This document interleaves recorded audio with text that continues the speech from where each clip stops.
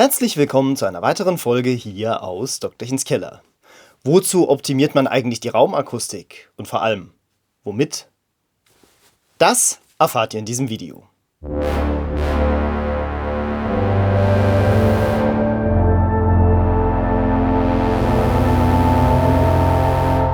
Zunächst einmal muss man eine Unterscheidung treffen zwischen Raumakustikoptimierung und Schallschutz. Bei dem einen geht es darum, dass es im Raum besser klingt, und bei dem anderen geht es darum, dass nichts an Schall aus dem Raum rausgeht bzw. in den Raum hineinkommt. Zu letzterem werde ich am Ende des Videos noch ein bisschen was sagen. Heute geht es vorrangig um die Raumakustikoptimierung. Optimierung ist immer auf ein gewisses Ziel ausgerichtet. Das heißt, ich muss mir im Vorfeld überlegen, was ist eigentlich das Ziel? Und das kann sehr unterschiedlich aussehen, je nachdem, ob ich jetzt vielleicht eine Tonregie in einem Tonstudio machen möchte, einen Aufnahmeraum in einem Hörspielstudio oder aber vielleicht einen Konzertsaal. Und je nachdem, was die Zielstellung ist, danach entwickle ich dann ein entsprechendes Konzept und bediene mich verschiedener Mittel. Es gibt zum einen Absorber. Die absorbieren den Schall dadurch, dass sie letzten Endes die Schallenergie in Wärme umwandeln. Und als zweites gibt es sogenannte Diffusoren. Die reduzieren die Schallenergie im Raum nicht, ganz wichtig zu wissen, sondern die verteilen das nur anders. Also letzten Endes sorgen die dafür, dass einfach der Schall in verschiedene Richtungen zerstreut wird, könnte man sagen. Wir spielen das jetzt am Beispiel einer Tonregie mal durch, denn ich denke, das ist etwas, womit sich vielleicht der ein oder andere identifizieren kann, weil er zu Hause ein kleines Homestudio hat und eben auch über Lautsprecher abhört. Das Ziel hierbei ist, die ganze Sache möglichst trocken zu gestalten. Das heißt, ich möchte den Raumeinfluss möglichst gering halten, um verfärbungsfrei das aus den Lautsprechern zu hören, was da auch wirklich rauskommt und nicht die Raumeinflüsse zu hören. Was sind das jetzt für Einflüsse und wie wirken die sich aus? Der erste Punkt sind sogenannte Raummoden. Letzten Endes sind das Resonanzfrequenzen des Raumes. Die hat jeder Raum. Die können nur unterschiedlich stark ausgeprägt sein und in unterschiedlichen Frequenzbereichen erstmals auftreten. Generell gilt, je kleiner der Raum, desto höher liegt die erste Raummode. Ihr könnt euch das analog dazu vorstellen, wenn ihr euch eine Geige anschaut. Die hat auch Resonanzfrequenzen, der Geigenkorpus. Die sind aber erheblich höher als die Resonanzfrequenzen bei einem Kontrabass. Warum? Unter anderem, weil der Korpus beim Kontrabass erheblich größer ist. Raummoden, die relativ weit unten auftreten, sind relativ unproblematisch. Also kann man grundsätzlich sagen, je größer der Raum, desto kleiner das Problem. Dazu kommt, dass parallele Wände ein Problem sind. Nun ist halt das typische Homestudio erstens ein Raum mit parallelen Wänden und zweitens relativ klein. Also wird man sich mit diesen Raummoden beschäftigen müssen. Wie wirken die sich jetzt aus? Nun ja, diese Resonanzfrequenzen führen dazu, dass eine bestimmte Frequenz an einem bestimmten Punkt im Raum viel zu laut ist und an einem anderen Punkt quasi gar nicht da. Die löscht sich dort aus. Wie geht man jetzt dagegen vor? Also theoretisch kann man das mit einem Absorber machen. Der muss quasi die Energie der Raummode extrem gut auffangen können und verhindern, dass diese Raummode irgendwo wieder reflektiert wird.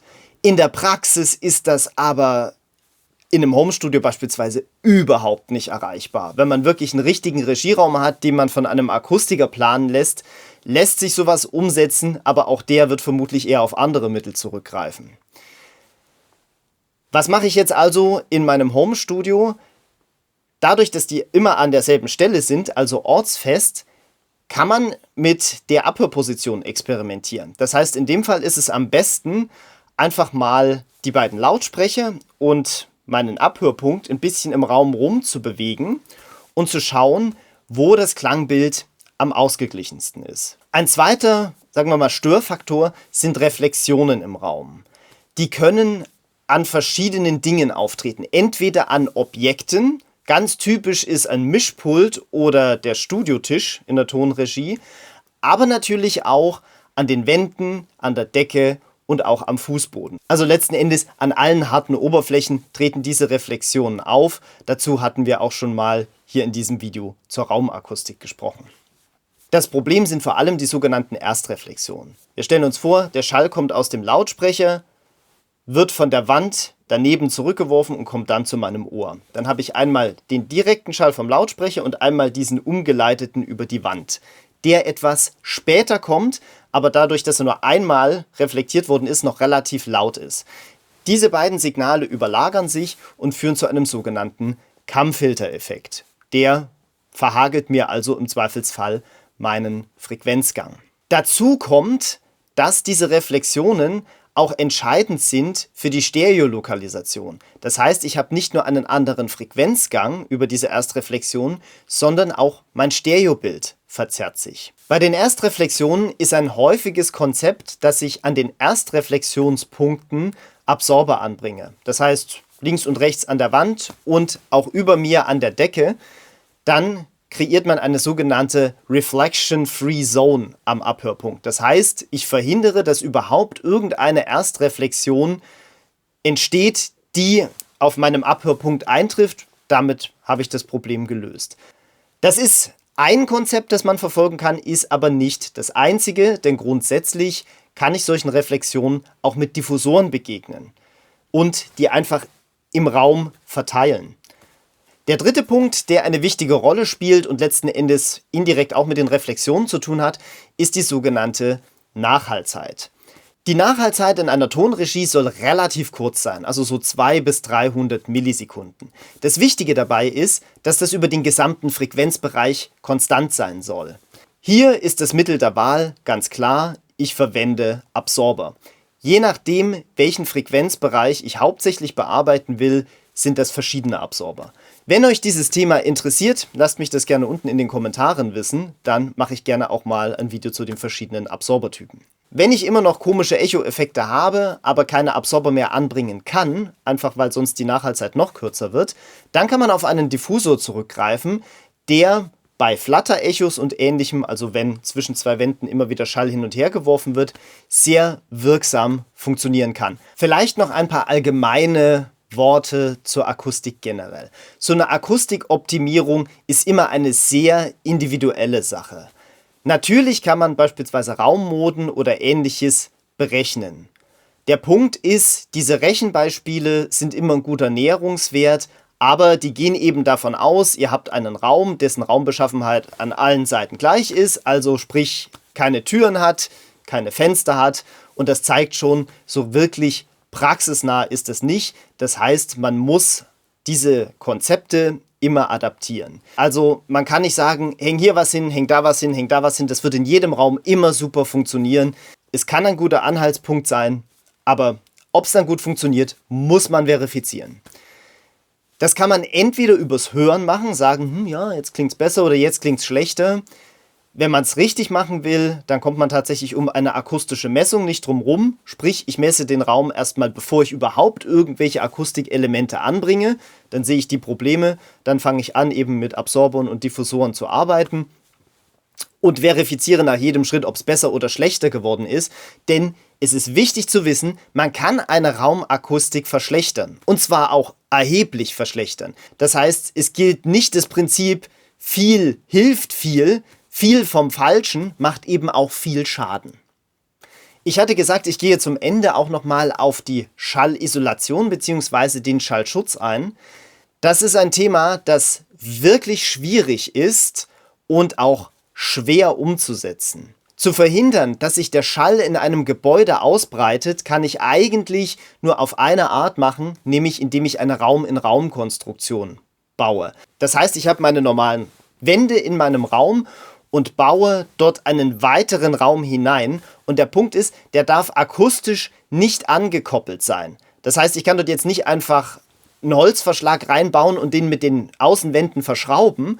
Denn dann kann über Körperschall der Schall wieder weiter wandern und dann habe ich gar nichts gekonnt. Also so eine Raum-in-Raum-Konstruktion ohne Vorerfahrung selber zu bauen, ist eigentlich eine Sache, wo man sagen kann, die ist von vornherein zum Scheitern verurteilt. Zusätzlich nutzt man dann eben Schallschutzfenster, Schallschutztüren, um zu verhindern, dass dort irgendwo Schall den Raum verlassen kann, egal in welche Richtung. Es ist aber tatsächlich nichts, was man jetzt irgendwie mit bisschen Noppenschaum oder irgendwelchen Diffusoren oder sowas lösen kann. Die haben darauf de facto überhaupt keinen Einfluss.